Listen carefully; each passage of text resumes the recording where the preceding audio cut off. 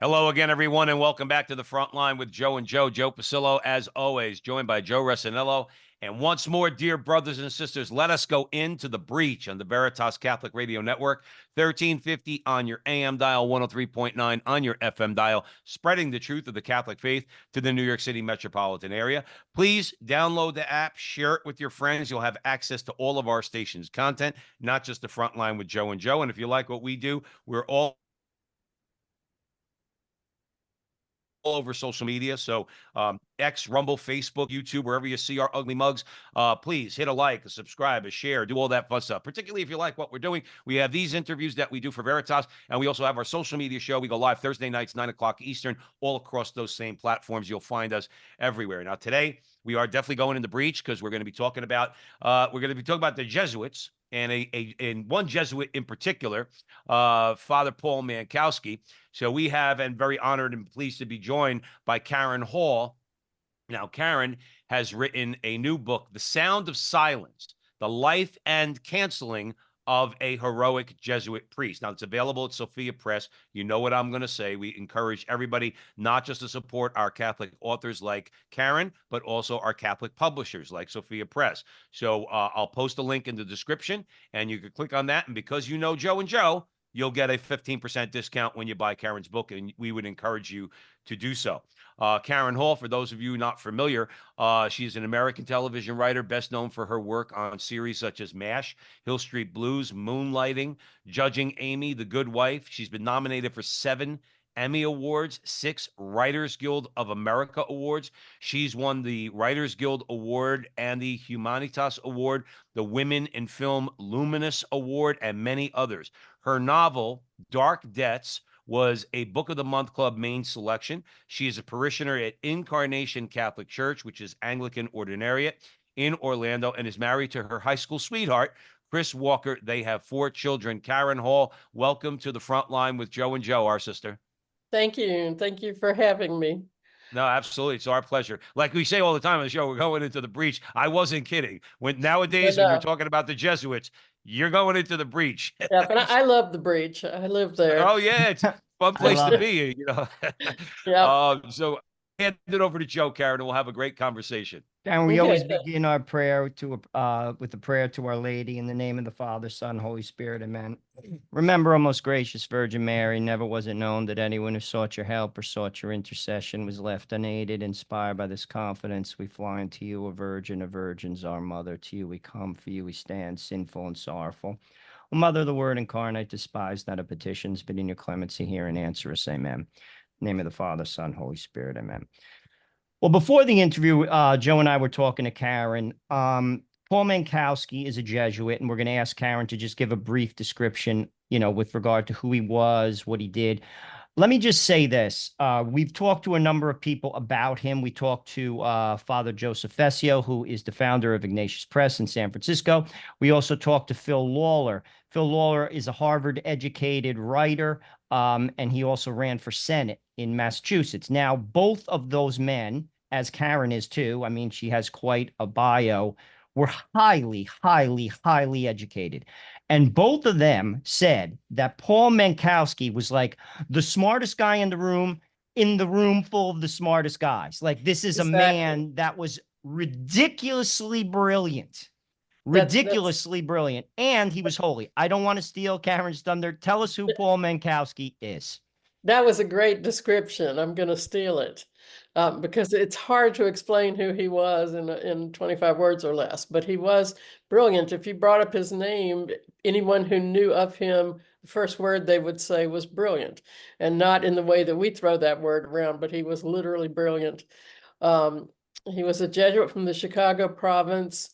He, because he was so brilliant, his undergraduate was at the University of Chicago, and then he had graduate degrees from Harvard and Oxford, and he was a philologist.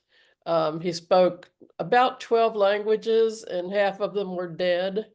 They used to take him down in the catacombs in Rome to read things that they didn't know how to read. But he also was the funniest person I've ever known. And I say that as somebody who spent a lot of time in rooms full of comedy writers. So You know, I have a high bar for funny, but he was hysterically funny. And he was, even though he was brilliant, he never talked down to anyone. You know, I never felt like I couldn't hold my own in a conversation with him, because he wasn't going to, you know, throw out words I'd have to look up in the dictionary. And he could talk to you about football and bass fishing as easily as he could talk to you about ancient Semitic languages. So I think that's kind of who he was in a nutshell. Awesome. Karen Hall's joining us here at the front line with Joe and Joe. We're discussing her new book, Please, The Sound of Silence, The Life and Canceling of a Heroic Jesuit Priest, available at Sophia Press. So he was canceled, according to the title of your book. Okay. That's a word. You talk about words that get thrown around. That one gets thrown around a lot. Obviously in the modern degenerate culture that we live in.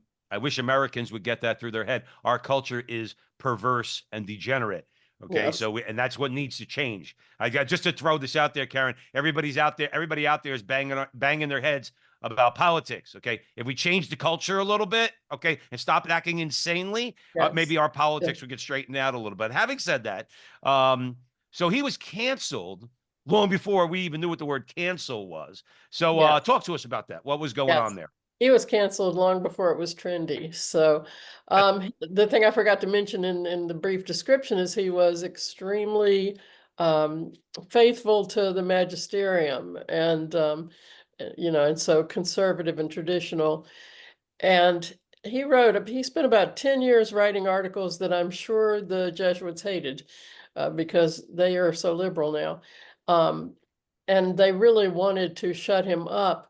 And they found a way to, and it's a convoluted story, but basically he took exception to a Jesuit congressman who was voted for all the abortion access legislation, including he sided with Bill Clinton against the ban on partial birth abortion. He was just, you know, as far from what a Jesuit should be as possible. And so but they were very proud of their Jesuit congressman. So when Father Paul objected to him, and he did something. He had done some research.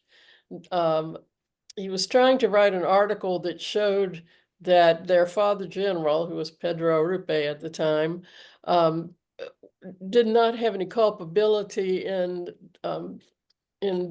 Dryden becoming a congressman, because for one thing, you know, uh, Saint Ignatius was really against ambition. He didn't want Jesuits, you know, being officials in the church, much less in politics.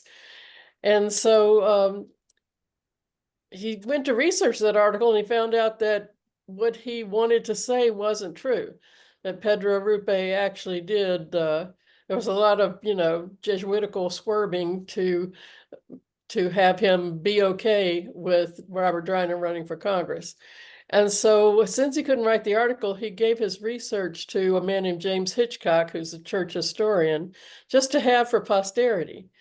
And when Dryden came out to support Bill Clinton on being against the ban on partial birth abortion, James Hitchcock decided that it was time to write an article about him. And so he did. And he said that he wanted to leave Paul's name out of it, but Paul wouldn't have it. And so he told how he got the research, and they just went ballistic. And so they wrote him a formal letter that's in my book, telling him that many things, but that he could not write or speak anymore except on the subject of his subject of expertise, which was ancient Semitic languages. Not a lot of call for keynote speakers on that. And so basically it silenced him. So he did a Jesuitical thing, which is, since they had said he couldn't publish under his byline, he adopted a pseudonym, which was Diogenes, and he wrote for Phil Lawler for I don't know for how long, but until the Jesuits figured out that it was him, which wasn't hard to do because no one wrote like him. No one turned a phrase like him. We all knew it was him. And so then they told him he couldn't write under any byline or speak. And that effectively silenced him.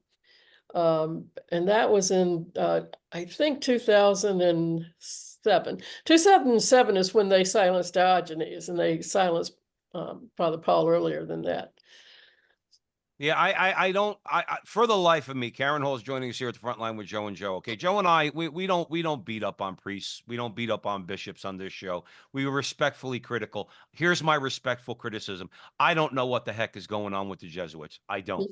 We have on, we could all read about America Magazine and those involved with America Magazine. But Joe and I, as Joe mentioned, we're blessed and graced to have people like Father Fessio. Father Fessio's a Jesuit. Yes. Father Katersky recently passed away. Yeah, I All knew right. him. Father Katersky, the friend of the Sisters of Life, brilliant man himself. Okay. There are Father, awesome Jesuits out yes, there. Father Mitch Pacwa. Oh, Absolutely. yeah, He's been on Father the show. absolutely. No, I have a They're long still the list smartest of people in the Jesuits. room. Yeah, they are. And I mean, the problem is they're the smartest people in the room, and one of them is Father James Martin. So, he's very smart about how he puts forth his agenda. Well, the thing is this, I want to throw something out there. And again, we mention Father Martin on this show sometimes, and believe me, my hot-headed Italianness could really come out when that name is mentioned, but I refrain, okay? And again, I'm going to be respectful of him. He is very clever, okay? Yeah. He says a lot of things that he knows comes up right up to the border, maybe sometimes goes a little bit over the line, okay? But my problem with him, and this I'm sure Father Mankowski and Father Fessio and all those other I'm sorry, Father Martin, yes, good Jesuits, okay, are not afraid to engage in challenging Q&As or challenging interviews, which he is. See, I would respect him more if he would get out there and have to talk to Joe and Joe, perhaps. Or Right. Father, or how about Bishop Barron, if he wants to go, let's say, Right. if he doesn't like our bombastic Italian style. But he doesn't do that. He No, he gives does not. He speeches. does not go and defend his position. Um, and But in you, the intellect, if you want to be an intellectual, Karen Hall, correct me if I'm wrong. If you want to be travel in those circles, you have to be prepared to be challenged. Joe and I yes, are. We're not absolutely. Harvard educated. So I love your comments on that because I think that that's a telltale sign that people shouldn't listen to Father Martin because he will not take any questions. Wherever he is, he gets escorted out. He will not answer tough questions. No, and in fact, I've had several friends that he blocked from commenting on his Facebook account or X account or whatever account because they took exception to something he said. And no, I would love to see him sit down and defend his position because I think it's indefensible. But he won't do that. And if you're telling the truth, you don't mind justifying. It's like when I put the book out, I thought, there are people who aren't going to like this, but I have the truth on my side because it's the truth. So I don't mind going anywhere and answering any questions. But the fact that he is not like that, I think, is telling. Well, I think like I said, exactly right. It's telling that if you have something to say, if you think you have something to say, wherever you are, whatever, if you're on a podcast, if you're writing for America Magazine, if you think you have something to say and you won't defend your position in the face of respectful yet challenging questions, sorry, I'm not going to listen to you. The problem is I'm not going to listen to him. Okay, A but lot many of people are. people do. and Yes. and that's where the scandal comes in. Let's get back to your book. Just if you're joining us here at the front line with Joe and Joe, Karen Hall's with us. Karen has written a new book, The Sound of Silence, The Life and Canceling of a Heroic Jesuit Priest. We're talking about Father Paul Mankowski. Please, that's available at Sophia Press. Click the link in the description. You'll get a 15% discount when you buy it because you know Joe and Joe. Joe Rossinello, where do you want to go? Karen, when one speaks truth to power, obviously Christ tells us we're going to be persecuted. Jesus was persecuted. He was killed. I always think of, and I pray this often when I pray the Divine Mercy Chaplet, the third mystery, when Christ is crowned and faced with Pilate. He says nothing. He says nothing. He knows he's right. He knows he's right. I also think of the prophets. Jeremiah wasn't allowed in the temple. They threw him out. If it's not Jeremiah, it's Isaiah, probably both of them. They threw them out. That's how it goes because the truth is not comfortable, especially if we don't want to change. Christ wants us to change. He loves us as we are, but he asks us to change. And sadly, the world doesn't want to change, and there's the rub. What is the straw man fallacy as it was applied to Father Paul?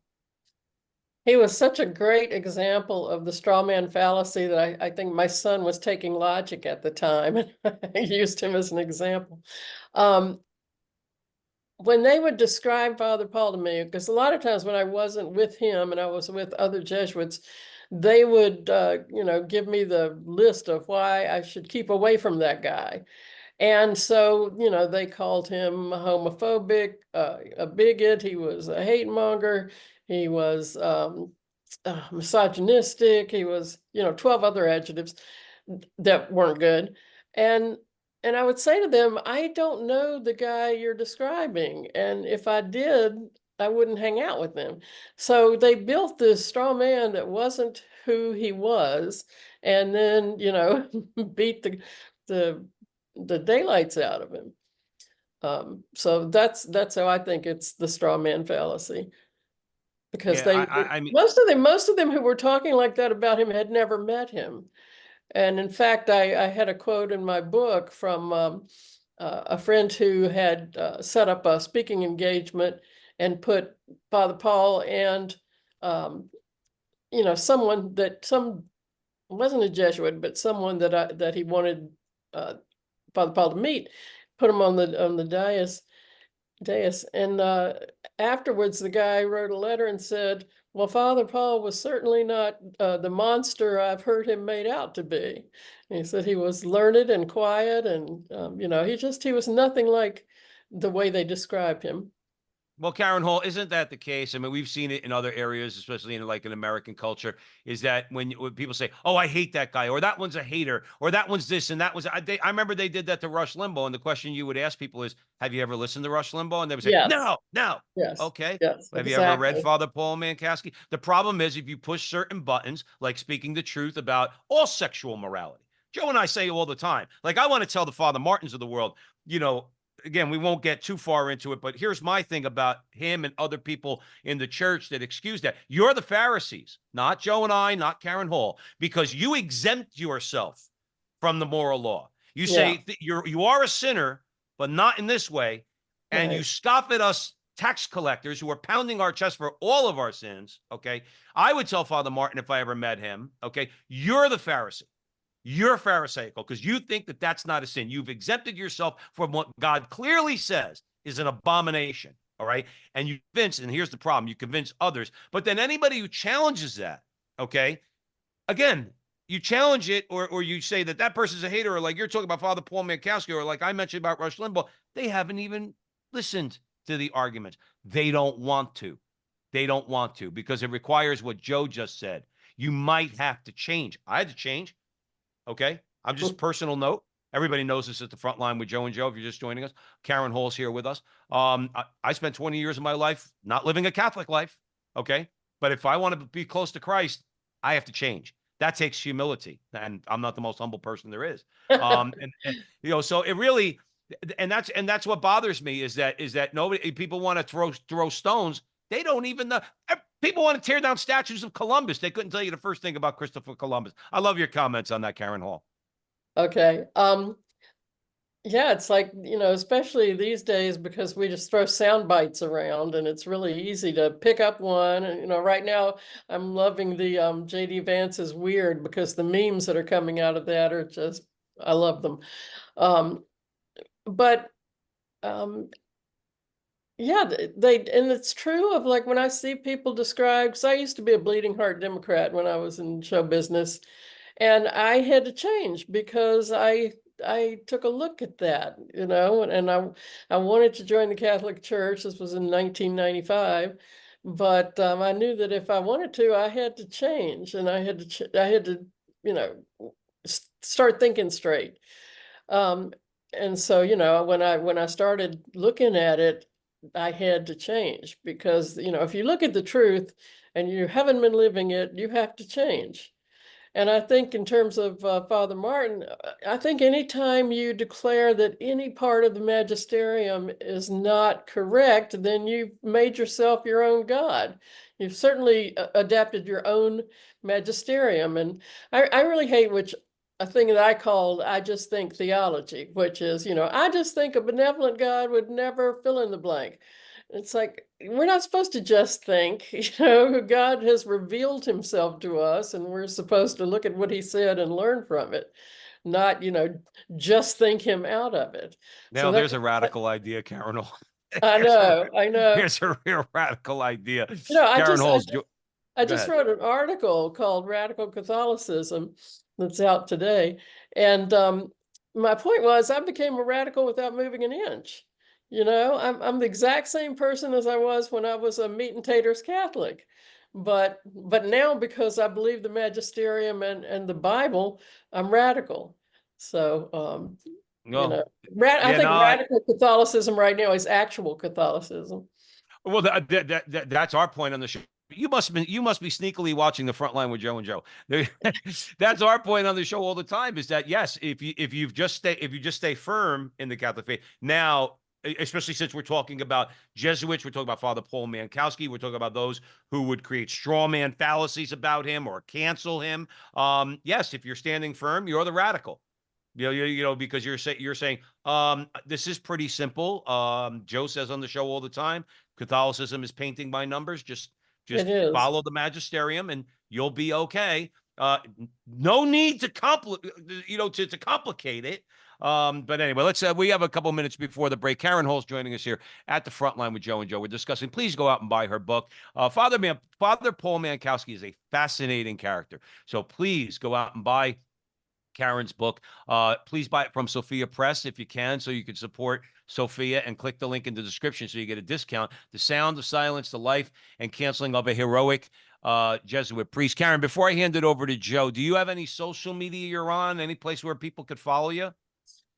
I'm on LinkedIn, and I'm on X, and I'm on Facebook. I tend to on X and LinkedIn, I tend to be tame, but I take no prisoners on Facebook. So All right, sounds good. I'm going to follow you on all of them, and everybody all out there right, should all right. also. Joe Rossinello, we have a few minutes before the break.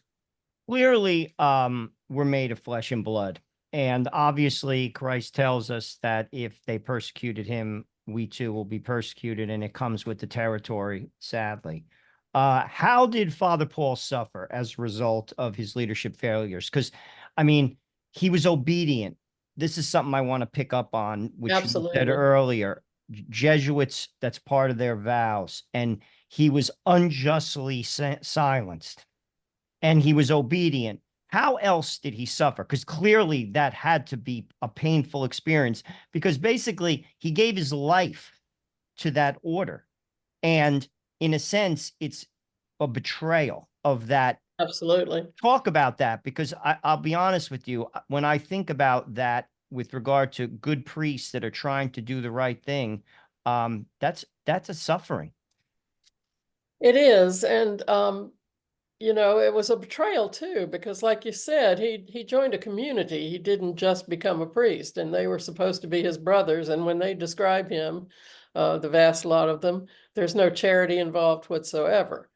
Um, and nobody's going to him and saying, let's sit down and discuss these things that we don't agree on. He called himself a pariah. It's like, he was not one of the cool kids, and he was just treated very coldly in his community. He also received a lot of work assignments that were, he wouldn't say this, but they were beneath him. They were not fitting for his skills and abilities and education. And they did that because other Jesuits have told me, I have good Jesuit friends, that the Jesuits would rather make you miserable so that you quit instead of kicking you out. And they really couldn't kick him out because, Pope John Paul II was a big fan of his, and Fessio, and, he had important friends who would have made a big fuss. So they really wanted him to just go away. And so they gave him some horrible assignments. They sent him to Jordan in the middle of the Arab Spring. We were all very worried about him then. And a cynical mind would think that they were trying to get him blown up. But, I can't, I have to be charitable and think they just. I have a cynical mind. I have a Okay, cynical mind. I know, but at best they just wanted him out of their hair. Um, and when they finally brought him back because their father general, the new one, told them that they had to make a decision about him. They couldn't just keep sitting on the fence. So they brought him back to Chicago. And as he described it to me, they sent somebody to him, I don't remember whom. They sent somebody with a lovely severance package.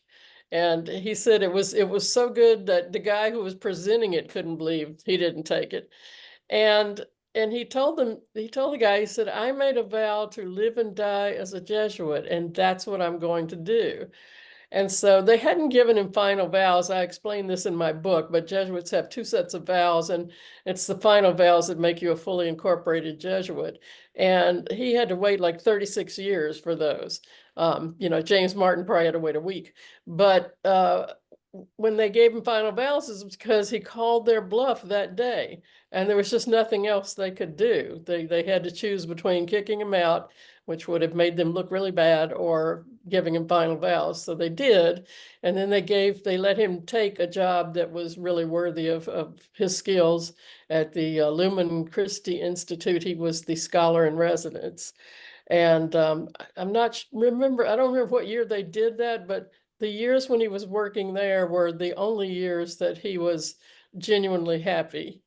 So, or at But least happy with his work. haven't we seen that all through church history? Is like saints in certain orders, Oh, certain yeah. communities, the communities themselves are full of people that really don't like that person. Yes. I mean, again, it's what would you call that, Karen? Paradoxical that that in a religious order, in a Catholic order, the saint is the ones persecuted by the people in their order. Exactly. That But has happened. That has happened a lot. I think people take it as an affront because they think, you think you're holier than they are.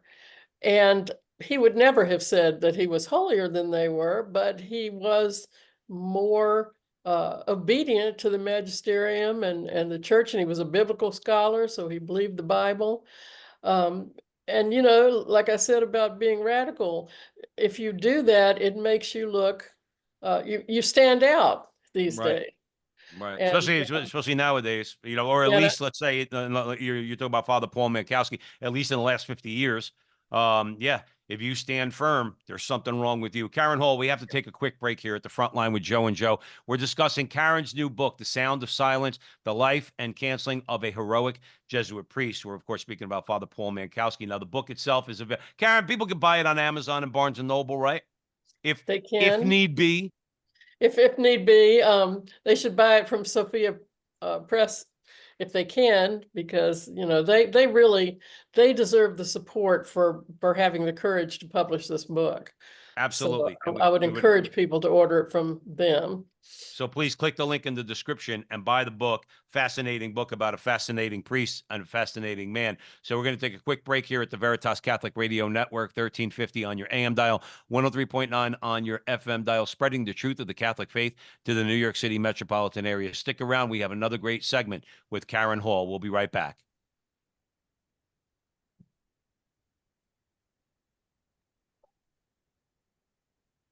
Welcome back, everyone, to the front line with Joe and Joe Pasillo and Joe Resinello. And we are way, way, way in the breach with Karen Hall. We're discussing her new book, The Sound of Silence: The Life and Canceling of a Heroic Jesuit Priest. It's available at Sophia Press. We encourage you to please buy the book from the publisher, Sophia. Click the link in the description. You get a 15% discount because you know Joe and Joe. Joe Resinello, where do you want to go? I want to comment on what Karen was talking about on the other side of the break regarding how he suffered, how he was pushed to the side. God works in mysterious ways. And in a way, and as you were saying that, it was making me think, God gave him a sliver of his passion. And that makes you holy when you embrace it. There's a movie out there. We recently spoke with the writer and the director, Man of God. I don't know if you've seen it, Karen. It's about a Greek saint. I highly recommend it. He suffered. Same thing. He was a very brilliant man. He was a holy man. He was the real deal. And he got pushed around. But he embraced it. And it made him holy. Like, God works in ways sometimes that we just don't understand. And I think Father Paul, I didn't know him personally, but I bet you he had some insight into that. It's embracing the cross. Christ embraced his own cross. In the book of Isaiah, it says to us, he was a man, people didn't look at him. He was reviled by others. I mean, that was Jesus. Yet he embraced the cross. Father Paul embraced the cross. That made him holy. And in a sense, all of us must do that because we should expect to be persecuted. And we have to sometimes remain silent and frankly just take it, knowing that God is working on us, knowing that he's making us holy. What are your thoughts on that? Because that's what I was thinking as you were talking about how he suffered. You know, when I have no one who's upset with me, I get nervous because I figure I'm not doing my job. But I wish I could have discussed that with him. He would never have let me have a conversation with him about him being holy. Um, but he did say once that that he felt like people lack the imagination uh, for to aspire to holiness. And he said that a lot of the way he lived was because of that, you know, to be a role model. Um, and in to knowing him, and I absolutely think he was holy. So knowing that you can be holy and still have a wicked sense of humor, you know, and still, you know, write the occasional rant. Um, I always thought if I aspire to be holy, I'm aspiring to be someone who is not me. But he was absolutely himself, and I really believe that he was holy. Um, and you know, I always think about that Bible verse that says the presence of the righteous one is obnoxious to us, and I think that was a lot of what was going on with the Jesuits, because I think um, you know, he made them look at their lives without doing anything except, you know, showing up every day in clerics. Um, You so know, it's funny what you said about holiness. What it reminded me of. Do you remember Caravaggio's The Calling of Saint Matthew? And Saint Matthew sitting at the table, and Jesus points his finger at him, and Matthew's like, "Me?" yes, yes. You know, because you reminded me of something that I go through it myself. Okay, I sometimes see when you're in sin and you have, let's say, certain addictions. It could be anything, could be sex, could be alcohol, could be food, whatever it might be, a combination of all of them. You can't imagine your life without those things. Okay, and that's the need to change that we were talking about earlier. Christ calls us to change. Got to put those things down. But your imagination, when you are deep in darkness, you can't imagine yourself without those things. When you're moving towards Christ, you need to imagine that you can be holy. Yes, me, like Matthew said in the painting. I mean, that's what he really was saying. Was like, me, yeah, we all need to do that. I'm not saying this about myself. We all need to imagine that we could be that holy, that we actually could live every moment of our lives with one thing in our mind, Jesus Christ. You know, like, and that's something to aspire to. I mean, that's something that, I mean, that's the calling of our lives, is that we want to be close to Christ so that when we die, we live with him forever. So it's just something that you reminded me when you were talking about holiness, Karen Hall. I was like, yeah, well, that's what we ought to be doing. You'd want to talk about something radical, especially in this culture. You know, go out into the public square and say, my goal is to be holy. I know. I love your thoughts on that. I know. Um, you know, two big inspirations for me are St. Peter and David, because they both really messed up and frequently, and God loved them to death. So, um, you know, and there's also such a thing as growth toward holiness, you know, and I feel like I can aspire to that if I can't do anything else. It's like I can aspire to be holier if I want to tell myself I can't possibly be holy. I remember standing at the coffin there was an open coffin at Father Paul's funeral, and I remember standing there looking at him and thinking, I never wanted to be holy until I met him. And now I want to, because he was, and I see what that looks like, and I want that. And when I was standing there, there was a line of people who were putting their rosaries on his chasuble. I was one, because people acknowledged that he was holy. You know, the Jesuits might never acknowledge it, but people who knew him know it. Well, the thing is, and Joe and I'm going to hand it over to Joe Karen Hall. Joe and I mention on the show all the time, as Catholics, I think, okay, and I know Joe agrees with me, we ought to dedicate some time as best we can. Okay. We obviously have families and things like, wives, and we have to take care of things, but as best we can, we should try to strive to get close to holy people as often as we can. Like I always give the example of the Sisters of Life. Joe and I are both friends with them. Joe's friends with the Missionaries of Charity, the Franciscan Sisters of the Renewal. When you're close to people who are serving the poorest of the poor, okay, and they do it with a smile on their face, if you're not moved, there's something wrong with you. Like there's something that you need to get rid of in your soul. If you're not moved by being around people like that, I think my advice would be to any Catholic, once a month, go to a soup kitchen where some of these orders are, where they're dedicated to the poor. Go pray with the Sisters of Life in front of Planned Parenthood. Do something to be around these people. You'll be changed. You'll get on that road to want to be a more holy person. Joe Resinello. It's funny you say, and I agree with you. As you were saying that, I was like, I'm around my wife because she's holy. I'll be honest with you. I watch They're her. gonna put up with us. Yeah, exactly. And I watch her. She's got 5 kids and she's got me. And I say to myself, Lord, have mercy. Thank you to be around such a holy woman. I just wanted to say that because it's true. I want to talk about the Jesuits because clearly this man had a large impact on you.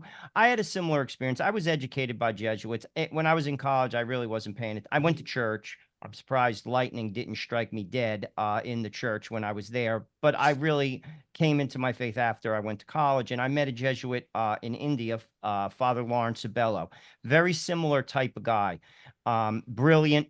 He had 2 patents. He was a physicist and a philosopher, spoke languages, and he formed most of the Missionaries of Charity. People don't know that. Another thing, and you're a writer, you'll appreciate this.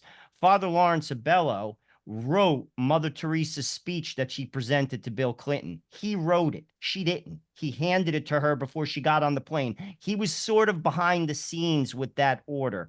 I knew him, and he had a huge impact on my life. That's what Jesuits do. They're supposed to influence the influential. Not that I'm influential. You're a lot more influential than me. You wrote for major television shows, but here I am. Now I'm on the radio. I think of Father Abello a lot because he influenced me. How else did Father Paul influence you? You said you wanted to be holy. It doesn't get more influence than that. But No, tell me your relationship like doesn't. with him and how he basically rubbed off on you. Um, You know, when I first met him, I really needed somebody to catechize me because I went through RCIA in Los Angeles.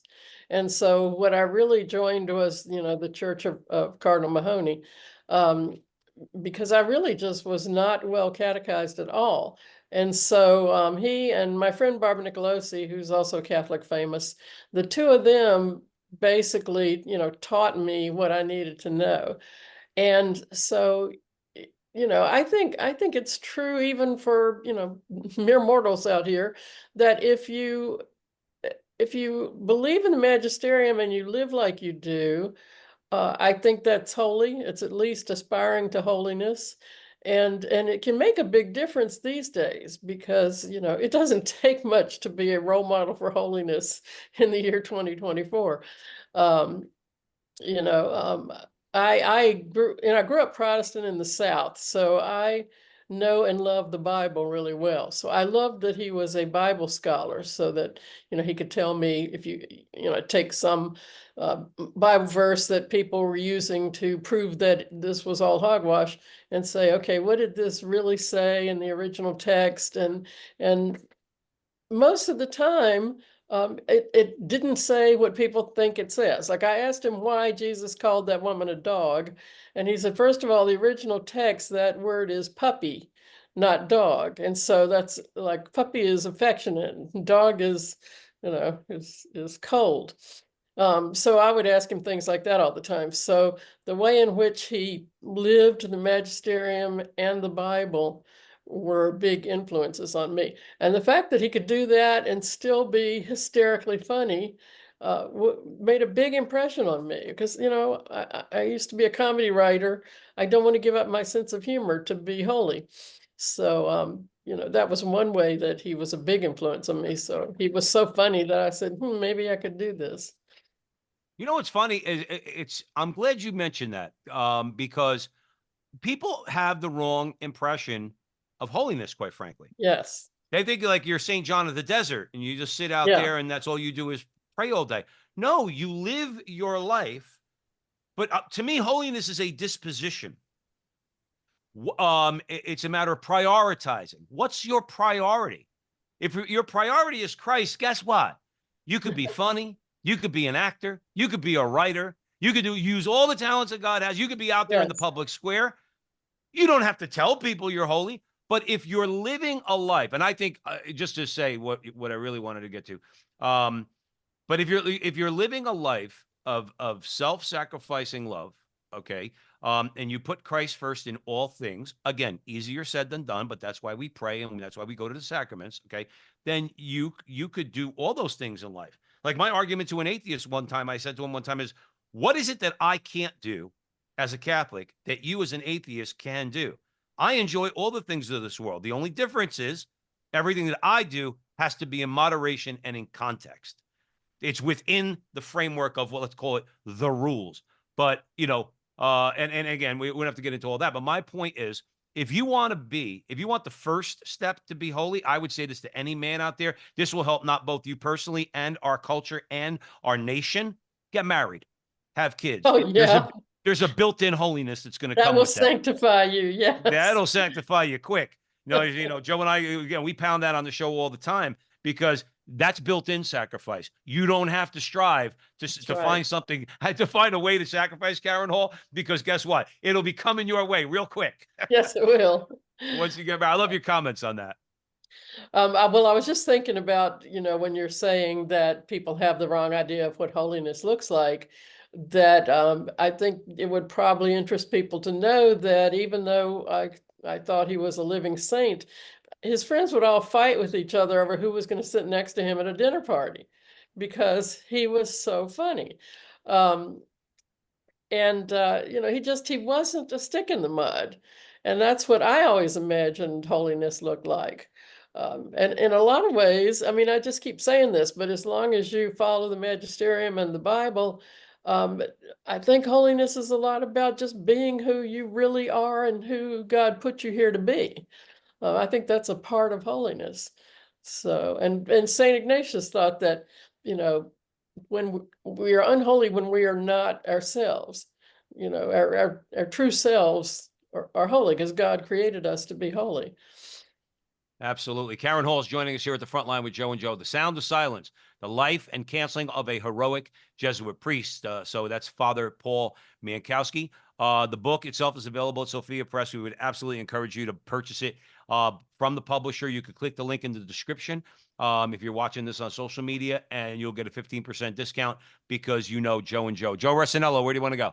I want to change basically the direction. I mean, we basically talked about how, you know, in the words of Paul VI, he said, the smoke of Satan has entered the church. And clearly, from the very beginning, 1 and 12, you had Judas, 11 were good, 1 and 12. I always, when I talk to people who aren't in the church or who are Protestant, I always say that. The 1 and 12 rule still stands. 11 are good. You always got the 1. So, you know, we don't want to just focus on the 1. There's still the 11. But I think the church is going in a better direction. We're not there yet. I have seen that younger priests are coming out of the seminaries, and they're following the example of like a Father Paul, maybe not to that degree, but they're embracing the teachings of the church. They're going in for the right reasons. And what I said to Joe Pasillo right before the show is, as our country declines, and sadly, that is the direction. I say that with a heavy heart. I hope that changes. But the culture has embraced the exact opposite of what Jesus has taught. We kill our children. We're willing to mutilate young girls and boys, and adults will look them square in the face and affirm bad behavior. It is horrible, Horrible. And until that changes, nothing's going to change. With that said, I think it has an inverse relationship. As our nation slowly slips down, I think the church is going to rise. And I think you're going to get the right type of priests going into the seminaries for the right reasons. And the Catholics who do go to church are going to mean it. Talk about that for a moment. What have you observed? And what do Well, you think? I have a 23-year-old son, and he and his friends are very conservative and very what people would call religious. When he was in high school, I was worrying because it seemed like he was going to confession every 5 minutes. And this was during a time when my husband and I would, go upstairs early and give him and his friends the house. And so I was asking my husband, what are they doing downstairs after we go to sleep? Because he goes to confession every 5 minutes. So I finally asked him about it, and he said that he and his friend Lewis had made a pact that they would go to confession every 2 weeks. And that was high school kids. So now he just graduated from college, and college did not talk him out of it. And he says that all of his friends are conservative, and maybe it's just because they think, they're rebelling against their wacky parents, which is fine with me. Not that I'm wacky, but it's fine if what's going on right now is a rebellion against what has gone on in the last few decades. And I keep hearing that the young priests are conservative. I have a young Jesuit who wrote to me when my book came out, and he said that, his Jesuit friends were conservative. So I'm hoping that, when they become priests and cardinals and bishops, that not that the Jesuits will, but that they will have influence. I think the church could have a big influence on society. And I think in the last few decades, it has chosen not to. Um, you know, I was a Catholic for 30 years before I heard a homily about abortion. And I've never heard a homily about birth control. Um, and so, the church is just kind of like the rest of conservatives in society, is just kind of gone along to get along. And I think that that was a huge mistake. And I think we're seeing right now why it was a huge mistake. Well, it was something that you just said, Karen Hall, reminds me of something. And again, I'm not judging this person. Somebody who I had met, who's Catholic. I moved from New Jersey to Arizona about 2.5 years ago. I thought I was doing something good. I don't know. The jury's Oh, still you need out to on move to that. Florida. I was gonna say we might that's an option that's on the table. But anyway, and we met this Catholic couple, and again, I'm not judging, but it's an attitude, which is, oh, I don't go to that. We said the parish we go to. I don't go to that parish because I don't want to hear homilies, or the I don't want the only thing I hear about in a homily to be the trappings of too much money and abortion. Basically, these were rich Catholics, and they Right. don't want to hear about the trappings of too much money and abortion. To me, I said to my wife when we got home, that sums up the problem with the church. It does. And It in other words, absolutely because does. the parish wants to be supported, and we should all be supporting our parishes. They Okay. want money in the collection plate. Right. And as you mentioned, when's the last time you heard a homily about contraception? You know, Well, we I'm going to say changed maybe twice. we changed parishes because we finally, I mean, I'm gonna write a book about this, but how modernism, turned me into an Anglican ordinariate. But we changed because we just couldn't take it anymore.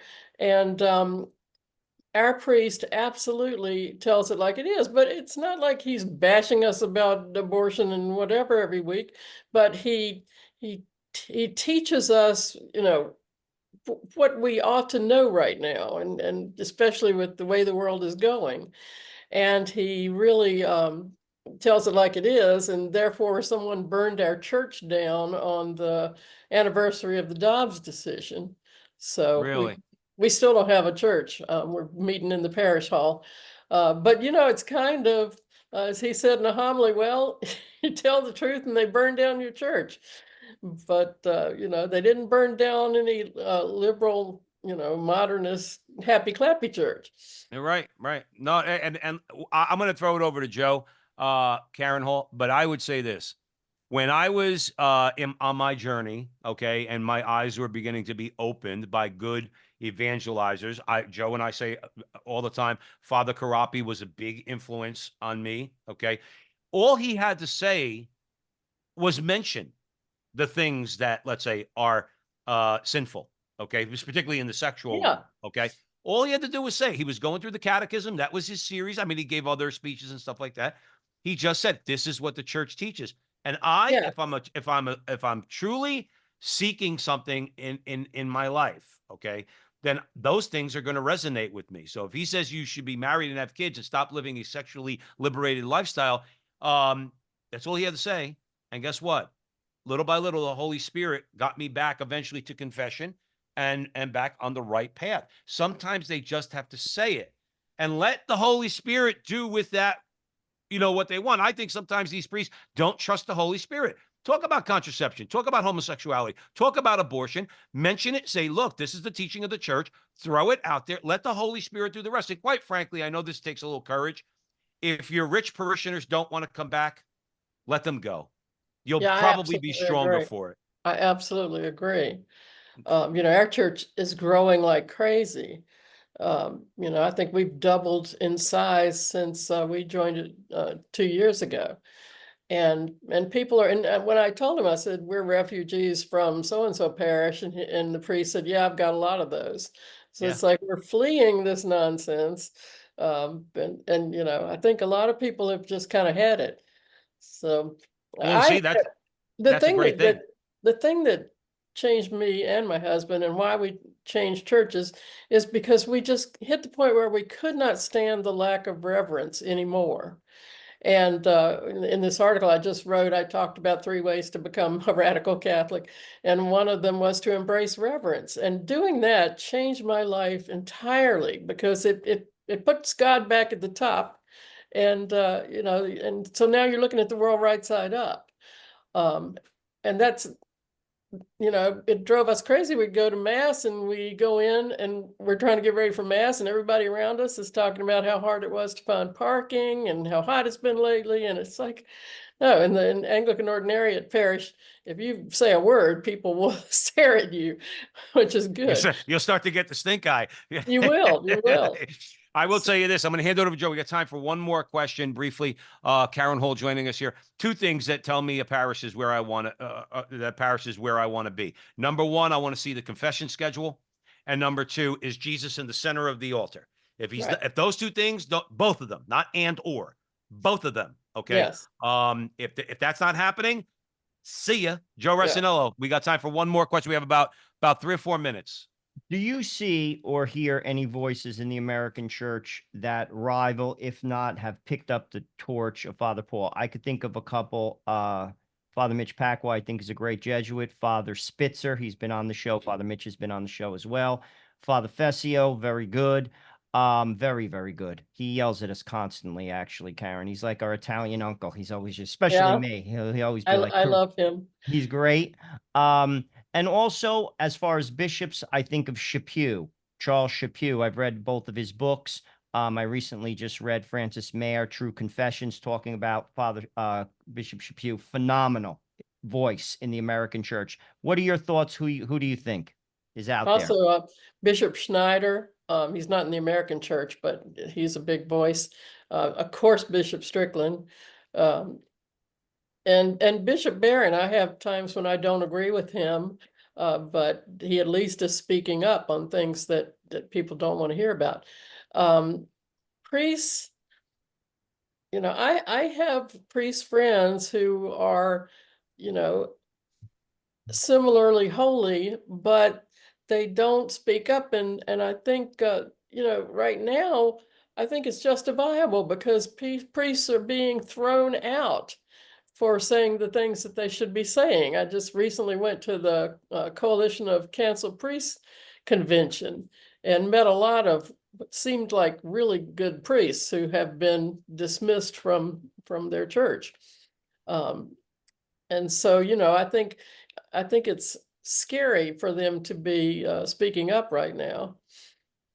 But I think if Father Paul hadn't been silenced, he would absolutely still be speaking up. So.